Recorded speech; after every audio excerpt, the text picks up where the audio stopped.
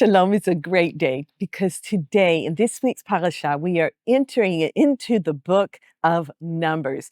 Now, in Hebrew, the name of this book is Bamidbar, in the desert. And what's so special about this word midbar, if we just look at this word midbar without the vowel sounds, it could also be the word medaber, speaking. Like the midbar, the desert, is a place where Elohim medaber, where God speaks to us. And I think through this whole book, we will experience God speaking to us. And you know, the midbar, the desert, it's also a wilderness. And it can be a hard place to be, but it's exactly in those hard places where God can meet us. Okay, so question about this week's parasha, Bamidbar. What is the first thing that God did to the children of Israel when they entered into the wilderness? And we're going to be talking about that today. So this week's parasha, like I said, it's Bamidbar, Numbers, chapter 1, verse 1 through chapter 4, verse 20. I'm going to use the Haftarah portion that was actually in my Bible, not what was on the calendar, and that's Hosea 1:10 through 2:20, and the New Covenant portion, 1 Corinthians 12, verses 12 through 20. I also wanted to read, once again, a little description out of this Holman Illustrated Study Bible, which tells us a little bit more about the name of Numbers. The English title is based on the list of numbers in the book and is the name given by its Greek translators in the 2nd century BC. The Hebrew title is more apt, Bamidbar, in the wilderness, a word taken from the opening verse. And in here, the one sentence summary of this whole book of Numbers is this: God used Moses to lead Israel from Sinai to Kadesh, but even after they rejected him there, resulting in the wilderness years, God remained faithful to the children of Israel, and he led a new generation to the edge of the promised land. All right, so I just want to go right into the beginning. In Numbers chapter 1, I'll start at verse 1. Then the Lord spoke to Moses in the wilderness of Sinai in the tent of meeting. What was the tent of meeting? That was the tabernacle that they had put up in the 2nd year after they had come out of the land of Egypt, saying, "Take a census of all the congregation of the sons of Israel by their families, by their fathers' households, according to the number of names, every male, head by head, from 20 years old and upward. Whoever is able to go out to war in Israel, you and Aaron shall number them before their armies." Wow, this is so interesting because you know what?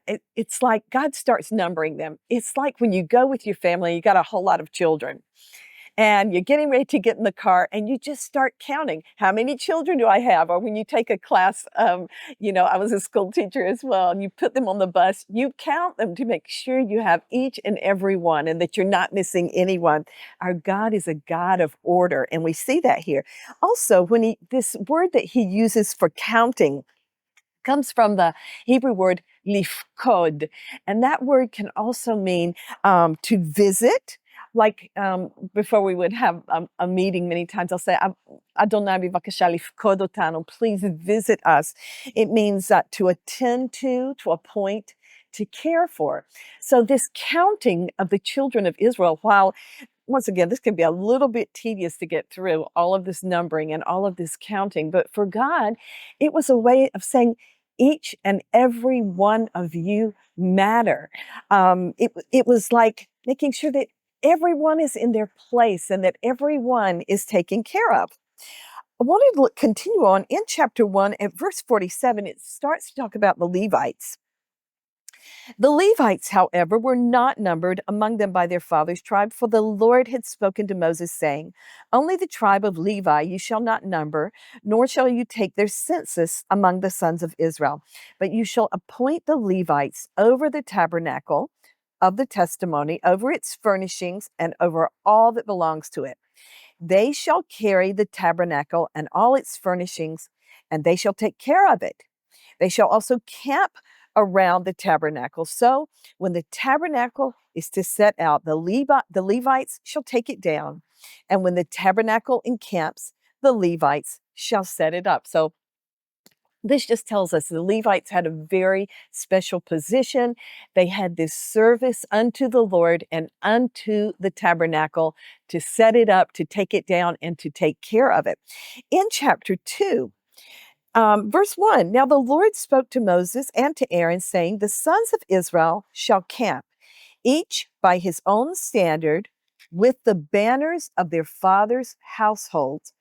They shall camp around the tent of meeting at a distance. Now, as you go on to read through this, it says exactly how the camp of Israel was to be set up. What was in the middle? The tent of meeting, the tabernacle, the very place which was to be like the home, God's dwelling place in the middle of Israel.